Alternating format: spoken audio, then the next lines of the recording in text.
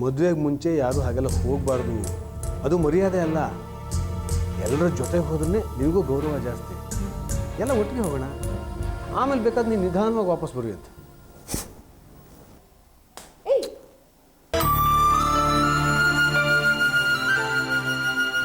ಪಾಪ ಅಣ್ಣ, ಬೆಳಗ್ಗೆಯಿಂದ ತುದಿಗಾಲಲ್ಲಿ ನಿಂತಿದ್ದಾಳೆ. ಹೌದು ಕಣಿ, ನನಗೂ ಅರ್ಥ ಆಗುತ್ತೆ. ಆದರೆ ಸ್ವಲ್ಪ ದಿನ ಅವಳು ಅಡ್ಜಸ್ಟ್ ಮಾಡಿಕೊಳ್ಳೇಬೇಕು. ಹೆಣ್ಮಕ್ಳು ಮೊದಲೇ ಗಂಡು ಮನೆಗೆ ಹೋಗ್ತಾ ಇದ್ದರೆ ಅವ್ರು ಸದರ ಕಾಣ್ತಾರೆ. ಆಮೇಲೆ ಅಲ್ಲೇ ಬಾಳ್ಬೇಕಾದವಳಲ್ವ ಇವಳು. ಅದೇನೋ ಸರಿ, ನಾನು ಅವ್ಳು ಹೇಳ್ತೀನಿ ಬಿಡ.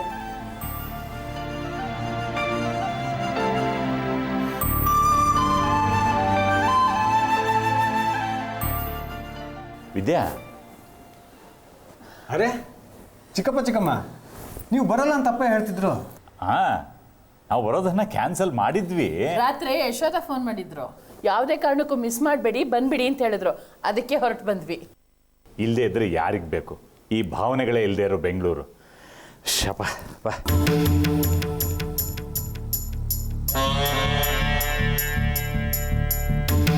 ಅಪ್ಪಯ್ಯ ಬಂದ್ಮೇಲೆ ಹೋಗೋಣವಾ? ಎಷ್ಟೊತ್ತಿಗಾದರೂ ಸರಿಯಪ್ಪ, ನಾವಂತೂ ಬೆಂಗಳೂರಿಗೆ ಬಂದಾಗಿದೆ. ಇನ್ನೇನೇ ಇದ್ದರೂ ನೀನೇ ನಮ್ಮನ್ನು ಕರ್ಕೊಂಡು ಹೋಗ್ಬೇಕು. ಶಪ, ಬಸ್ಸಲ್ಲಿ ಪ್ರಯಾಣ ಮಾಡಿ ಮಾಡಿ ಸಾಕಾಗೋಯ್ತು.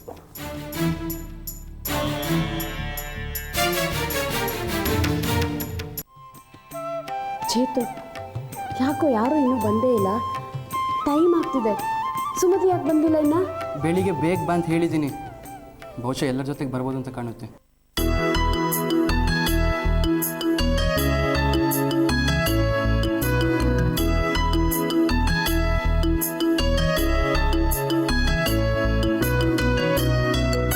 ವಾಸು, ಅವರೆಲ್ಲ ಬಂದರು.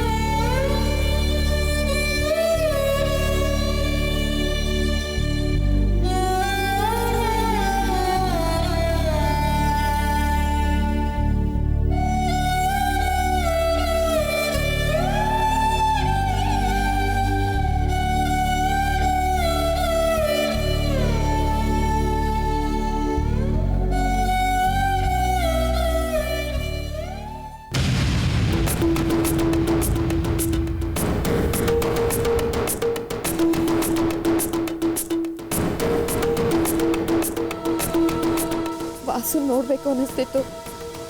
ನೋಡಿದ್ದಾಯ್ತಲ್ಲ, ಹೊರಡೋಣ. ಅವನನ್ನ ಈ ಸ್ಥಿತಿಲಿ ನನಗೆ ನೋಡೋಕ್ಕಾಗ್ತಿಲ್ಲ. ಇಲ್ಲಿವರೆಗೂ ಬಂದಿದ್ಯಾ? ಮಾತಾಡು. ಇಲ್ಲಿದ್ರೆ ಮಾತೇ ಆಡಿಲ್ಲ ಅನ್ನೋ ಕೊರಗು ಉಳ್ಕೊಳ್ಳುತ್ತೆ. ಅವನನ್ನ ಎದುರಿಸೋದ್ಕಿಂತ ಹೊರಗೆ ವಾಸಿ ಸುನೀತ ನನಗೆ ತುಂಬ ಕಷ್ಟ. ನೋಡು, ಈಗ ವಾಸು ನಿನ್ಗೇನಲ್ಲ, ನೀನು ಅವನಿಗೇನಲ್ಲ. ಇಬ್ರು ಬೇರೆ ಬೇರೆ. ಬೇರೆ ಯಾರನ್ನೋ ಭೇಟಿ ಮಾಡಕ್ಕೆ ಬಂದಿದ್ಯಾ ಅನ್ಕೋ. ಹೌದು,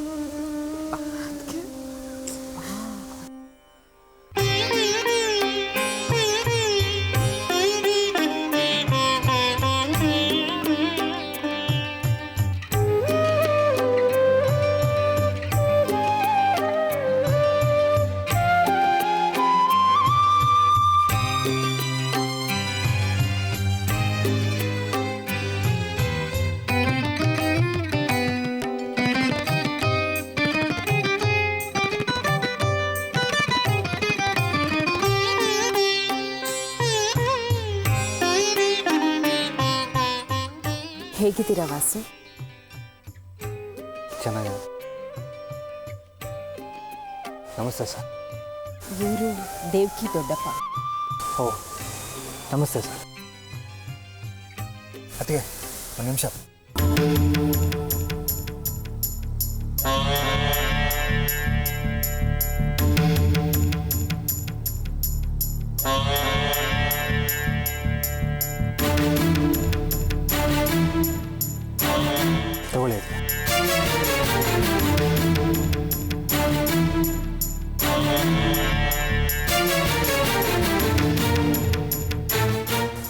ವಾಸು ಏನಿದೆಲ್ಲ?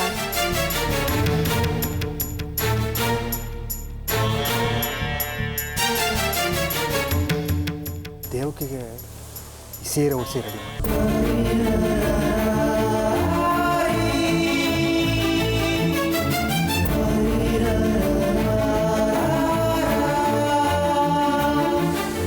ಅಲ್ಲಿ ಕೋಣೆ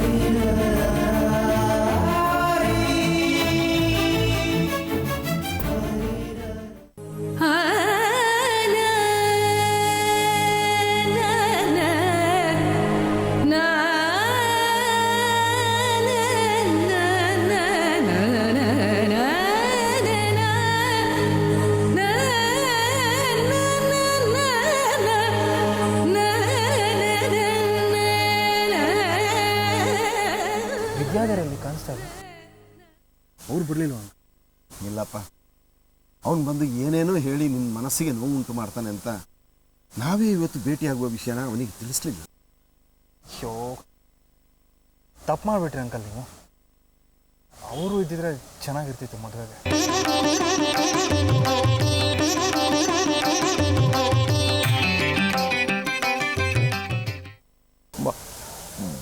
ಮದುವೆ ಹಾಂ,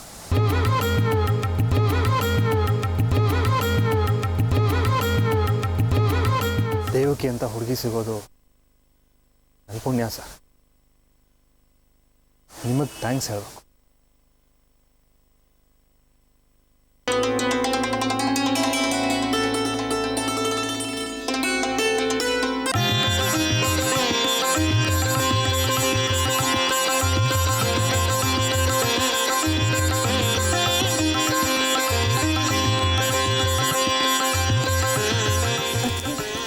ಏನಿದೆಲ್ಲ?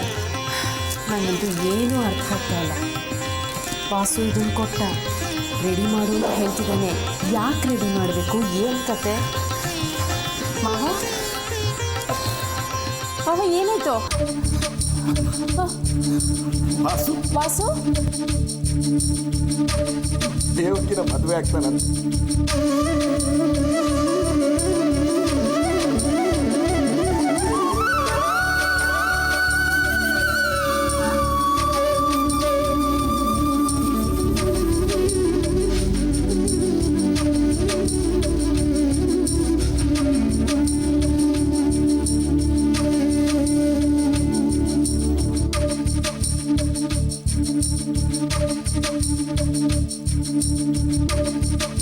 ಅದಕ್ಕೆ ಈ ಸೀರೆ ಹೂವು ನನಗೆ ಬೇಡ. ಅದಕ್ಕಿಂತ ಮುಂಚೆ ನಾನು ವಾಸು ಹತ್ರ ಮಾತಾಡಬೇಕು. ಅಗ್ನೇ ನಮಃ ಯಮಾಯ ನಮಃ ನಿರುತೇ ನಮಃ ವರುಣ. ಹಲೋ ಸುಮತಿ, ಹೇಳ. ಏನು ಹೇಳೋದು? ಒಬ್ಬರು ಪತ್ತೆನೇ ಇಲ್ಲ. ನಾನು ಕಾಯ್ತಾ ಬಿದ್ದಿದ್ದೀನಿ. ಯಾಕೆ, ಏನಾಯಿತು? ನಮ್ಮ ದೊಡ್ಡಪ್ಪ ಎಲ್ಲರೂ ಒಟ್ಟಿಗೆ ಹೋಗೋಣ ಅಂತ ಅಂದ್ಬಿಟ್ಟು ಎಲ್ಲ ಹೊರಗಡೆ ಹೋಗಿದ್ದಾರೆ, ಇನ್ನೂ ಬಂದಿಲ್ಲ. ಅದಕ್ಕೆ ಅವರು ಎಲ್ಲ ಹೊರಗಡೆ ಹೋಗಿದ್ದಾರೆ, ಮನೇಲಿಲ್ಲ. ನನಗೆ ಬಂದಿರೋ ಕೋಪದಲ್ಲಿ ಮನೆ ಸಾಮಾನೆಲ್ಲ ಚಚ್ಚಿ ಹೊಡೆದಾಕ್ಬಿಡೋಣ ಅಂತ ಅನಿಸ್ತಾ ಇದೆ. ನೀನಾದರೂ ಬರ್ಬೋದಿತ್ತಲ್ಲ. ಅಯ್ಯ, ನಮ್ಮ ದೊಡ್ಡಪ್ಪನ ಆರ್ಡರ್ನ ಯಾರಾದರೂ ಮೀರಕ್ಕಾಗುತ್ತಾ? ಅದೇ ನಾನು ಯಾರಿಗೂ ಟೈಮ್ ಸೆನ್ಸೇ ಇಲ್ಲ. ಥು. ಸರಿ, ಬೇಗ ಬಂದ್ಬಿಡಿ. ಸರಿ.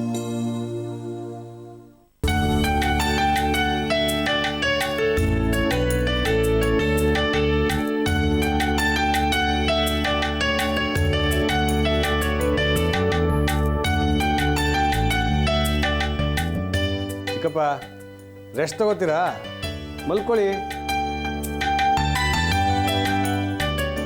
ಇಲ್ಲ ಕಣ, ನಾನೀಗ ಮಲಗಿದೆ ಅಂದರೆ ಹೇಳೋ ಸಾಯಂಕಾಲನೇ ಆಗುತ್ತೆ. ಅದಕ್ಕೆ ಕೂತಿರ್ಲೇ ಕೋಳಿ ನಿದ್ದೆ ಮಾಡ್ತೀನಿ. ಹೋಗುವಾಗ ನಾನು ಎಬ್ಬಿಸ್ತೀನಿ ಬಿಡಿ. ರೂಮ್ಗೆ ಹೋಗಿ ಮಲ್ಕೊಳ್ಳಿ. ಇನ್ನು 2 ಗಂಟೆ ಹೊತ್ತಿದೆ. ನಾನು ಮಲಗ್ತೀನಿ, ಆದರೆ ಇಲ್ಲೇ ಸೋಫಾ ಸೆಟ್ ಮೇಲೇ. ಈ ಎಬ್ಸೋ ಜವಾಬ್ದಾರಿ ನಿಂದಪ್ಪ. ಹಲೋ, ವಿದ್ಯಾಧರ್ ಅವರಾ? ಹಾಂ, ನಾನು ಸರ್, ವಾಸು.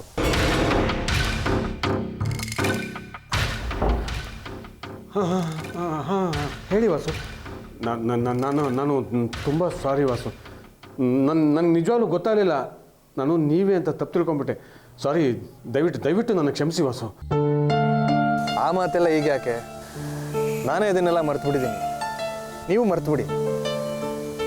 ಮನಸ್ಸಿಗೆ ಆದ ಗಾಯನೇ ವಾಸಿಯಾಗಿದೆ, ಇನ್ನು ದೇಹದ ನೋವು ಯಾವ ಮಹಾ. ಏನೇ ಆದರೂ ಸಾರಿ ಕೇಳಬೇಕಾದ್ದು ನನ್ನ ಕರ್ತವ್ಯ ತಾನೆ.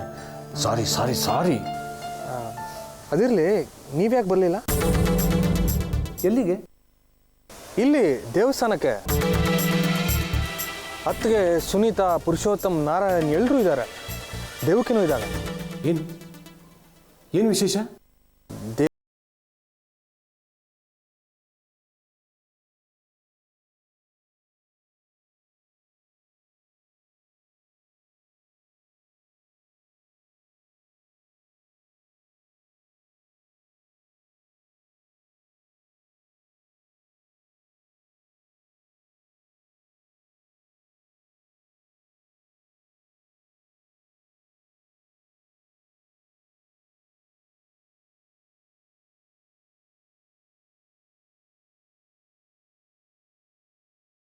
ಈಗ ನೀವು ದೇವಕಿ ಮದುವೆಗೆ ಬರಲ್ಲ ಅಂದರೆ ಹೇಗೆ ಸರ್?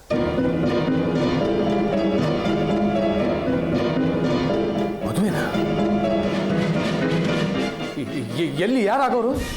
ನಾನೇ, ಇಲ್ಲೇ. ನೀವಿಲ್ಲದೆ ನನ್ನ ದೇವಕಿ ಮದುವೆಗೆ ಅರ್ಥನೇ ಇರಲ್ಲ ಸರ್. ಗಂಡಾಗಿ ಹೆಣ್ಣು ಕೇಳೋಕ್ಕೆ ತಾಂಬೂಲ ಸಮೇತ ನಿಮ್ಮನೆಗೆ ಬರಬೇಕಿತ್ತು, ಆದರೆ ಅದೃಷ್ಟ ನನಗಿಲ್ಲ ಸರ್. ಅಟ್ಲೀಸ್ಟ್ ಮದುವೆಗಾದರೂ ಬನ್ನಿ ಅಂತ ಕೇಳ್ಕೊತಾ ಇದ್ದೀನಿ. ಆದರೆ ಈಗ ನನಗೆ ಇದೆಲ್ಲ ಗೊತ್ತೇ ಇರಲಿಲ್ವಲ್ಲ. ಗೊತ್ತಾಯಿತು. ಅತ್ತಿಗೆ ಮತ್ತು ನಾರಾಯಣ್ ಬಂದಾಗ ನಾನು ಕೇಳಿದೆ, ಅವರು ನಿಮ್ಗೆ ಹೇಳಿಲ್ಲ ಅಂತ ಹೇಳಿದ್ರು. ಅದಕ್ಕೆ ನಿಮ್ಮ ನಂಬರ್ ತೊಗೊಂಡು ನಾನೇ ನಿಮಗೆ ಫೋನ್ ಮಾಡ್ತಾ ಇದ್ದೀನಿ. ಅಡ್ರೆಸ್ ಹೇಳ? ದೇವಗಿರಿ ಮಂಜುನಾಥ ಟೆಂಪಲ್ ಇದೆಯಲ್ಲ ಸರ್, ಬನಶಂಕರಿಲಿ, ಗೊತ್ತಾ?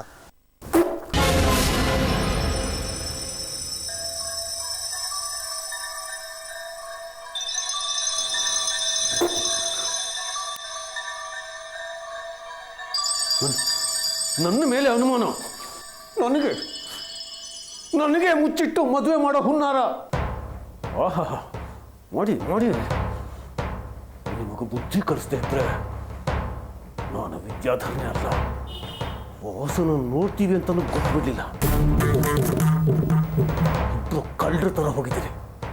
ನಾನು ನಿಮ್ಮ ಪಾಲಿಗೆ ಅಷ್ಟು ನಿಕೃಷ್ಟ ಆಗ್ಬಿಟ್ಟು ನಾನು.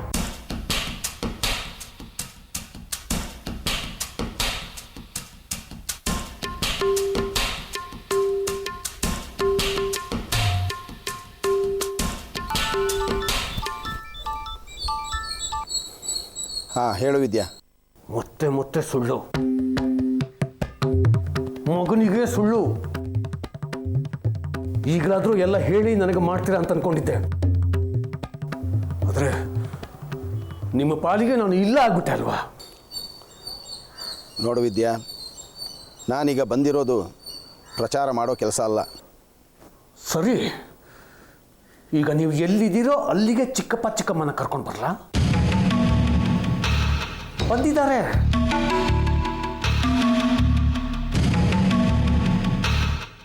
ಅದೇನು ಹೇಳಿ, ನಿಮ್ಮ ಸುಳ್ಳೆಲ್ಲ ಬಯಲಾಗಲಿ. ದೇವಕಿ ಮದುವೆಗೆ ಅವಳ ಅಪ್ಪ ಅಮ್ಮನೇ ಕರೆಯಲ್ವಾ ಅಪ್ಪಯ್ಯ? ನಾನು ಕರ್ಕೊಂಡು ಬರ್ತೀನಿ ಬಿಡಿ, ಕಣ್ ತುಂಬ ನೋಡಲಿ.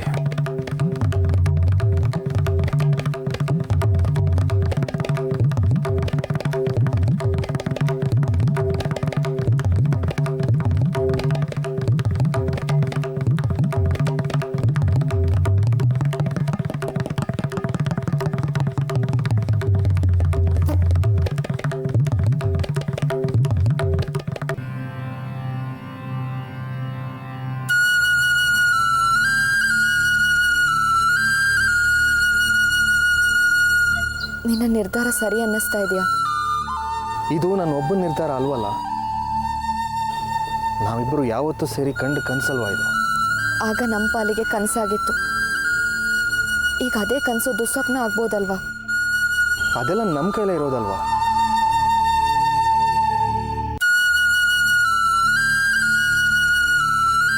ನಾನು ಆ ರೀತಿ ನೆಗೆಟಿವ್ ಆಗಿ ಮಾತಾಡಿದಾಗಲೆಲ್ಲ ನೀನೇ ತಾನೇ ಎಚ್ಚರಿಕೆ ಕೊಡ್ತಾ ಇದ್ದಿದ್ದು. ನೀನೇ ಡೆಸ್ಪರೇಟಾಗಿ ಮಾತಾಡ್ತಿದ್ಯಲ್ಲ ದೇವಕಿ. ಇದು ಡೆಸ್ಪರೇಷನ್ ಅಲ್ಲ ವಾಸು. ಅನುಭವಿಸಿ ನನಗೆ ನಾನೇ ಪಡ್ಕೊಂಡಿರೋ ಪರಮ ಸತ್ಯ, ನನ್ನ ಸ್ವಂತ ಅನುಭವ. ಭಾವನೆಗಳ ಪ್ರವಾಹದಲ್ಲಿ ಕೊಚ್ಚಿ ಹೋಗೋ ಗಾಳಿ ಗೋಪುರ ಅಲ್ಲ. ನನಗದೆಲ್ಲ ಅರ್ಥ ಆಗಲ್ಲ ದೇವಕಿ. ನಮ್ಮ ನಡುವೆ ಬೆಟ್ಟದಂಥ ಅಡ್ಡಿ ಆತಂಕಗಳು ಬಂದಿದೆ ನಿಜ, ಆದರೆ ಎಲ್ಲದಕ್ಕೂ ಕೊನೆ ಅಂತಿದ್ದೇ ಇರುತ್ತಲ್ವಾ? ಇದನ್ನು ಕೊನೆ ಅಂತ ಹೇಗೆ ಹೇಳ್ತೀಯ ವಾಸು? ಆರಂಭನೂ ಆಗಿರ್ಬೋದಲ್ವಾ? ನನಗಂತೂ ಇದೇ ಶುರು ಅಂತ ಅನ್ನಿಸ್ತಾ ಇದೆ.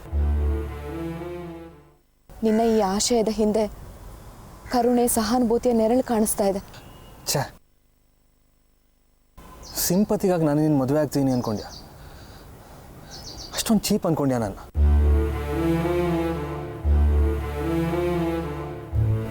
ಹಾಗಾದರೆ ನಮ್ಮ ಪ್ರೀತಿ ಸುಳ್ಳ? ಆ ಪ್ರೀತಿನ ಶಾಶ್ವತವಾಗಿ ಉಳಿಸ್ಕೋಬೇಕು ಅಂತ ನಾವಿಬ್ಬರು ಚಿಂತಿಸಿದ್ದು ಸುಳ್ಳ? ಹೇಳು ದೇವಕಿ, ನನ್ನ ಮುಖದಲ್ಲಿ ನಿನಗಾಗಿ ಕರುಣೆ, ನಿನಗಾಗಿ ತ್ಯಾಗ ಮಾಡಿದೆ ಅನ್ನೋ ಭಾವನೆ ಕಾಣ್ತಿದೆಯಾ? ನೋಡು, ನನ್ನ ಮುಖ ನೋಡಿ ಹೇಳು ದೇವಕಿ. ನೋಡು, ನಾನು ಅದೇ ವಾಸು, ನಿನ್ನ ಪ್ರೀತಿಯ ಹಳೆ ವಾಸು. ಆದರೆ ನಾನು ಅದೇ ಹಳೆ ದೇವಕಿಯಾಗಿ ಹೊಳ್ತಿಲ್ಲ ವಾಸು. ನನ್ನ ಪಾಲಿಗೆ ನೀನು ಅದೇ ದೇವಕಿ. ನಿನ್ನನ್ನು ಒಂದೇ ಒಂದ್ಸಲ ನೋಡಬೇಕು ಅಂತ ಅದೆಷ್ಟು ಆಸೆ ಪಟ್ಟೆ ಗೊತ್ತಾ? ನಿನ್ನನ್ನು ನೋಡೋದಷ್ಟೇ ಸಾಕಿತ್ತು ನನಗೆ. ಇಂಥ ಅತಿಯಾದ ದುರಾಸೆ ನನ್ನಲ್ಲಿ ಎಂದೂ ಬರಲಿಲ್ಲ ವಾಸು. ಜೀವನದಲ್ಲಿ ಕಾಣೋ ಆಸೆಗಳೆಲ್ಲ ಕೈಗೂಡಬೇಕು ಅಂತಿಲ್ವಲ್ಲ. ಆಸೆ ಹಿಂದೆನೆ ಸಂಕಟದ ಸರಮಾಲೆ, ಅದ್ರ ಹಿಂದೆನೆ ಅಗ್ನಿ ಪರೀಕ್ಷೆ. ನನಗಂತೂ ಈ ಅಗ್ನಿ ಪರೀಕ್ಷೆ ಸಾಕಾಗಿದೆ ವಾಸು. ಈಗಲೂ ನೀನು ನಿನ್ನ ದಾರಿ ನೋಡ್ಕೊ, ಅದರಲ್ಲೇ ನಿನ್ನ ನೆಮ್ಮದಿ ಬದುಕಿರೋದು. ನಿನ್ನ ಪ್ರೀತಿಗಾಗಿ ನಾನೆಂಥ ಅಗ್ನಿ ಪರೀಕ್ಷೆಗೂ ಸಿದ್ಧ ದೇವಕಿ. ಇದು ತುಂಬ ದುಬಾರಿಯಾದ ಅಗ್ನಿ ಪರೀಕ್ಷೆ. ನಿನ್ನ ಭವಿಷ್ಯವನ್ನೇ ಸುಟ್ಟು ಬೂದಿ ಮಾಡುವಂಥ ಅಗ್ನಿ ಪರೀಕ್ಷೆ. ಅದನ್ನೆಲ್ಲ ನಾನು ಯೋಚಿಸ್ತಿಲ್ಲ. ನಿನ್ನನ್ನು ಮದುವೆ ಆಗಬೇಕಿತ್ತು, ಅದನ್ನು ನೆರವೇರೋ ಹಾಗೆ ಮಾಡೋದೊಂದೇ ನನ್ನ ಗುರಿ. ನನಗದೊಂದೇ ನೆಮ್ಮದಿ ತರೋದು ದೇವಕಿ. ಬೇರೆ ಯಾವುದೇ ಅಡ್ಡಿ ಆತಂಕಗಳಿದ್ರೂ ನನ್ನ ಪಾಲಿಗೆ ಅದು ಕ್ಷುಲ್ಲಕ. ನೀನು ಇದುವರೆಗೂ ಮದುವೆ ಆಗಿದೆಯಾ ಅಂತ ಅಂದ್ಕೊಂಡಿದ್ದೆ. ನಮ್ಮಿಬ್ಬರಿಗೂ ಅಡ್ಡಿ ಇದ್ದಿದ್ದು ಅದು ಒಂದೇ. ನಿನ್ನ ಕಾಣದೇ ಇರೋ ಅಡ್ಡಿಗಳು ಇನ್ನೂ ಇವೆ ವಾಸು. ಅವೆಲ್ಲ ಮುಂದೆ ನಿನ್ನ ಪ್ರಶ್ನೆಗಳಾಗಿ ಕಾಡುತ್ತೆ. ನಿನ್ನ ಮದುವೆ ಒಂದೇ ನನ್ನ ಪಾಲಿನ ಸತ್ಯ. ಪ್ರಶ್ನೆಗಳು 1000 ಇರ್ಬೋದು. ಬೇರೆ ಯಾರ್ದು ಆಸೆ ಮಗುವಿಗೆ ನಿನ್ನ ತಾಯಿ ಆಗಿರ್ಬೋದು. ಆ ಮಗುವಿನ ಭವಿಷ್ಯದ ಪ್ರಶ್ನೆಗಳು ಕಾಡ್ತಾನೂ ಇರ್ಬೋದು. ನಮ್ಮ ಬದುಕಿಗೆ ಮಗುವೇ ಪ್ರಶ್ನೆ ಆಗ್ಬೋದು. ಕಂಡ ಕನಸನ್ನು ಬದಿಗೊತ್ತಿ ಬೇರೆ ಕನಸಿಗೆ ನಾವು ದಾರಿ ಹುಡುಕಬೇಕಾಗ್ಬೋದು. ಇದೆಲ್ಲ ನಮ್ಮ ಮುಂದೆ ಇರೋ ಪ್ರಶ್ನೆಗಳು ಅಲ್ವಾ?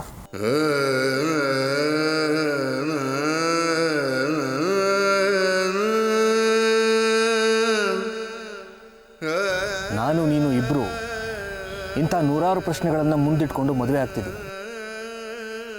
ಮದುವೆ ಆದಮೇಲೆ ಉತ್ತರ ಕಂಡುಕೊಳ್ಳೋದಕ್ಕೆ ಪ್ರಯತ್ನ ಪಡೋಣ. ಉತ್ತರ ಸಿಗದೇ ಇದ್ರೆ? ಉತ್ತರ ಇಲ್ಲದೆ ಇರೋ ಪ್ರಶ್ನೆಗಳೇ ಇಲ್ಲ ದೇವಕಿ. ಅದು ನಮಗೆ ಸಮರ್ಪಕ ಅನಿಸ್ತೇ ಇರ್ಬೋದು. ಸಮರ್ಪಕ ಉತ್ತರಕ್ಕೆ ಇಬ್ಬರು ಹುಡ್ಕೋಣ. ಸಿಗೋ ಭರವಸೆ ನನಗಿದೆ. ನಿಮ್ಮಿಬ್ಬರದು ಮಾತುಕತೆ ಮುಗಿದಿದ್ರೆ ಎದ್ದು ರೆಡಿ ಆಗ್ಬೋದಲ್ವಾ? ಬನ್ನಿ ಏರಿ ಬಾ.